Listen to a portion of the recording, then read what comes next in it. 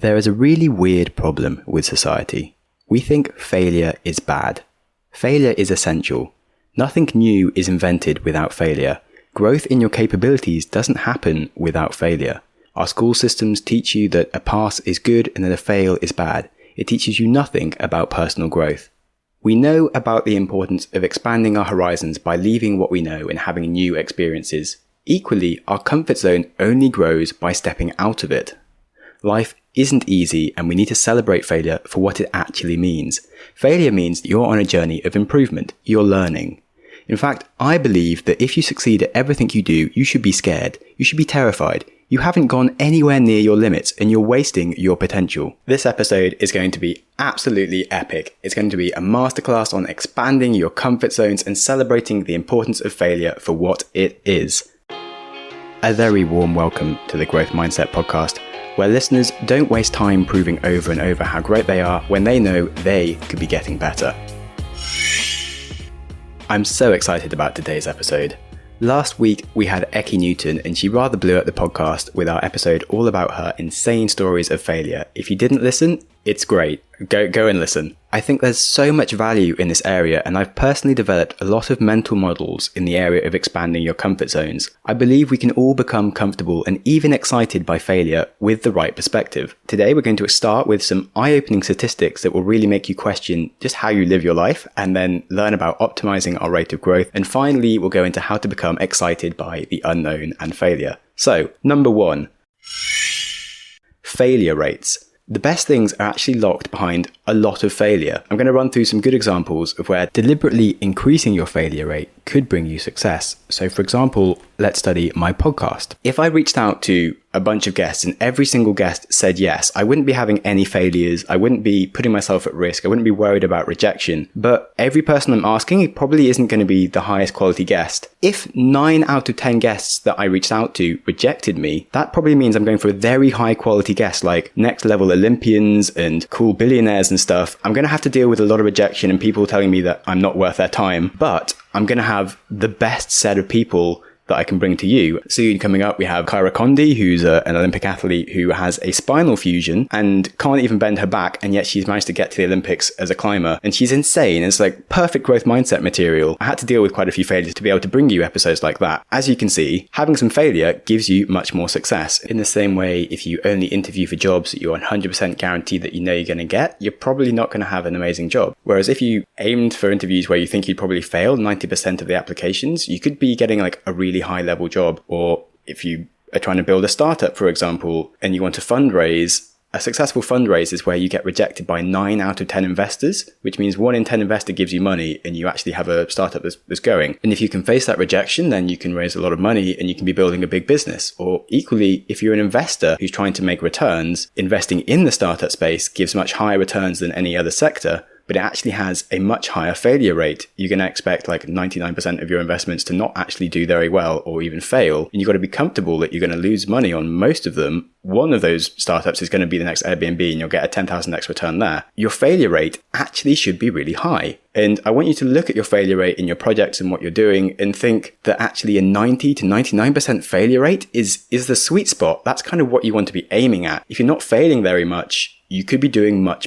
better. However, don't go too far with this. So something like a lottery ticket has too much of a failure rate. Your chances aren't 1 in 1,000 or 1 in 100. They're 1 in 10 million. So you'd need to play once a week for like 200,000 years to have a good chance of winning. And that's 2,500 lifetimes, which I don't think you have time for. So you probably don't want to be playing the lottery. If you're serious about having success anytime soon, it's fine to be a dreamer. This is a different subject. And we'll move on to the second subject of expanding your comfort zone through deliberate practice after the break. So we've learned that the size of your success and luck is going to be much higher when we embrace a higher failure rate in terms of our payouts. And equally, personal growth and learning comes tied to failure. So point number 2 is that growth is faster with failure. Failure is a much faster teacher than theory. You could be told endlessly about how to do something. It's only by trying and failing that we will learn. So for example, you could know all the theory about riding a bike or learning to ski or playing the piano, but without actually doing it. You're not going to be any good at it. You will fall over instantly and make a mess.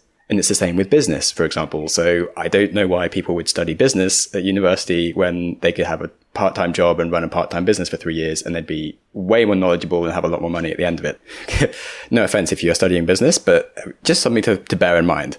So if you want to learn really quickly at a skill, you want to increase your failure rate. And that's called deliberate practice, where you actually always give yourselves tasks that are outside of your comfort zone and difficult. So for example, when I was young, I didn't get to go skiing until I was like 15.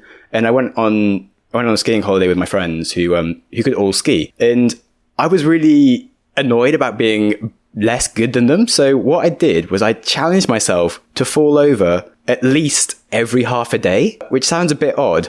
Basically, it meant that if I'd skied for almost half a day and hadn't fallen over, I had to make myself do something beyond my capabilities, to the point where I actually stretched so far I fell over. So I'd have to ski on one leg until I literally fell over. And I wouldn't just deliberately sort of fall over straight away. I'd sort of try and save myself every time, or like try and just ride bigger jumps, try and land them. And it just always put me outside of my comfort zone, where I was struggling to balance and was just learning to always get better and better as quickly as possible. And by the end of the week, I was actually in the top zone of my school when I was skiing, because I just deliberately tried to get as good as I possibly could and spent as much of my time outside of my comfort zone improving. So if you're learning any instrument, for example, you want to always push yourself into the areas that are too difficult for you. And you don't just want to fall into repeating the same things that you just have been doing for years and are easy for you. For example, if you're learning a new piece, you might want to make sure that you can play it 3 times in a row perfectly. You just have to keep on going through all the times that you make a mistake. Just don't try and do it once and just go back to the things that you know after that. You just have to really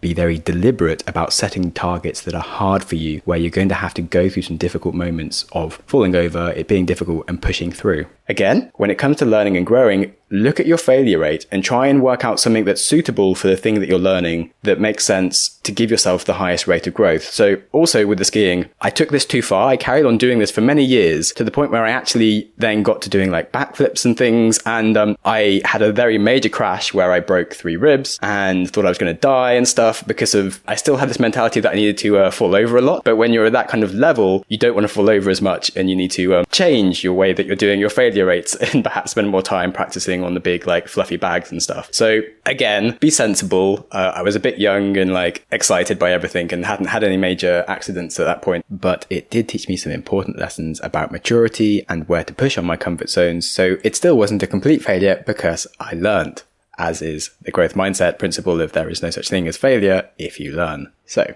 back to what deliberate practice is. Deliberate practice is a special type of practice that is purposeful and systematic, whereas regular practice can easily fall into just being mindless repetition. Deliberate practice requires focused attention and is conducted with the specific goal of improving your performance. So the best golfers, actors, podcasters, they break down what they are doing and embrace that there is always improvements to be made. They identify the areas that they could push themselves further in and are happy to fail a lot. So another example, again, from my podcast, is that in each interview, I try and ask a question that I feel scared about asking, because it pushes me out of my comfort zone every single time, and it leads me to interesting areas. And there's often questions that I've used in that I now ask more regularly. So every interview I go into, I'm always expecting that there could be some failure, and I'm less worried about things going wrong, because I know something will go wrong somewhere and it's fine. And some really good books that you could use to find out more about deliberate practice are Peak by Anders Ericsson or The Art of Learning by Joshua Waitzkin. And I would really recommend both of them if you want to geek out on this area.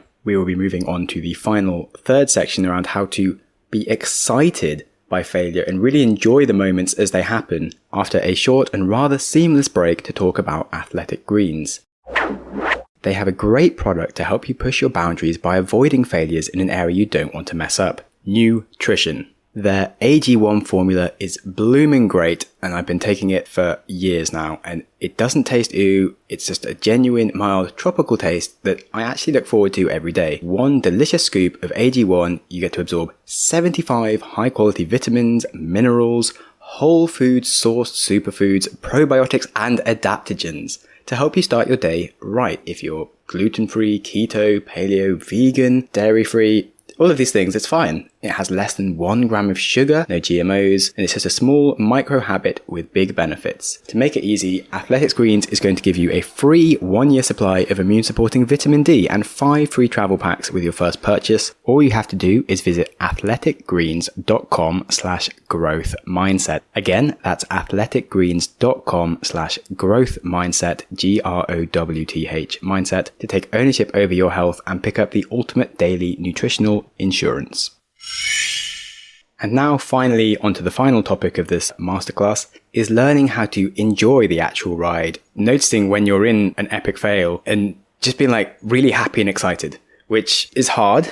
But once you get it, it's like you start really appreciating a lot more of your life and you're able to push yourself into these areas which can be more difficult. And I was really lucky when I was younger.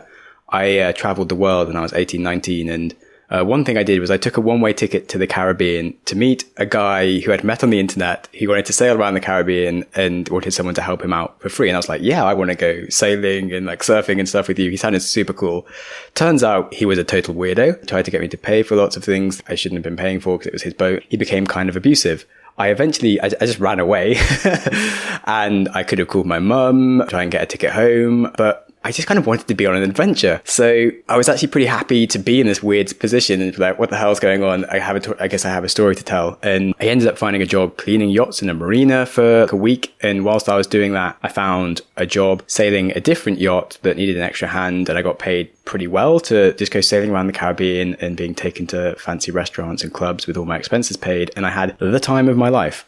And it just went from what could have been like a really awful experience, something that I couldn't even have planned for, that was so much better than anything I'd even expected to get. And it's something that definitely taught me to trust a bit more that as long as you don't run away in the moments of panic and failure, that you end up working it out and give yourself the chance to back yourself a bit more. Be more willing to jump in the deep end, trust things happen. When you're in those moments, instead of panicking, you can just appreciate the moment for what it is and be like, okay, I'm going to look back and this is going to be a story. This is like a really interesting moment. I'm just going to take the whole moment in and observe it because this is crazy. And I've had some really bad accidents where I've nearly died and things. And I was like, well, I'm either going to die or I'm going to come out of this and be alive. I don't know what's going to happen in the next hour, but I may as well enjoy the hour rather than just sitting there stressing, because you're just going to have a shit hour for the rest of your life. If that's all you've got left, you may as well enjoy it. And so I was like making jokes and having fun, and it ended up working out. I'm still here, but I was able to like enjoy these crazy moments. When you have that attitude, it just makes it much easier to lean into things where you're going to fail and have less panic, which then means you're going to do more difficult, scary stuff, and there's going to be more of those chances of success. So basically, I think that's a nice way to frame the fact that you can actually enjoy failure.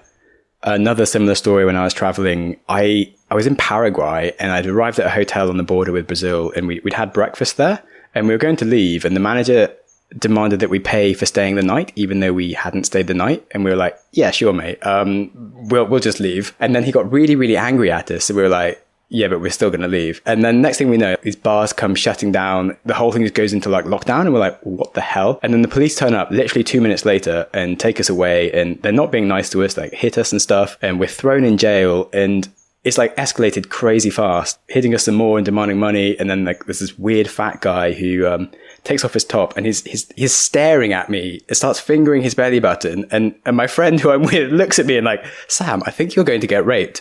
And I look at him and I'm like, yeah, I think that I'm the one here getting raped. Can we maybe I'll give them some money? And my friend's like, I think it'll be fine. And half an hour later, it was fine. It could have got worse, but we ended up being let out. We were like, okay, we're probably not going to stay in Paraguay. We left, crossed into Brazil. It was all all right. And it just felt like I jumped off a balcony from like a really high building and hit the floor. But instead of it damaging me, I just bounced and was fine. It was like, wow, everything that I thought could go wrong had gone wrong, but like nothing actually went wrong. And it was just a very strange experience that then looking back, I was like, wow, cool. I was able to sort of observe that and not be as stressed as I should have been. So things can work out really well sometimes. And it was an interesting one. And a total tangent, but funny story is, a few months ago, I was in Dublin for St. Patrick's Day, and a girl comes up to me in the club who, she was quite cute.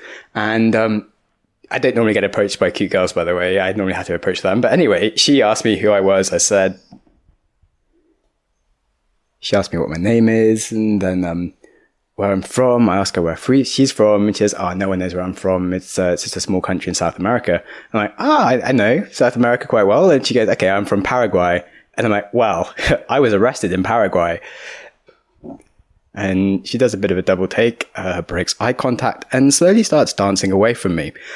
And then I realized that maybe all she knows at this point is that I'm English, I drink alcohol, and I probably have a criminal record in her country, which probably isn't a good sign. What I should actually do is learn to tell people the whole story or none of the story, because saying that you were arrested is actually not the best thing to do when you're in a loud club and you can't give proper context. So again, learning, as always, from my failures, because growth mindset.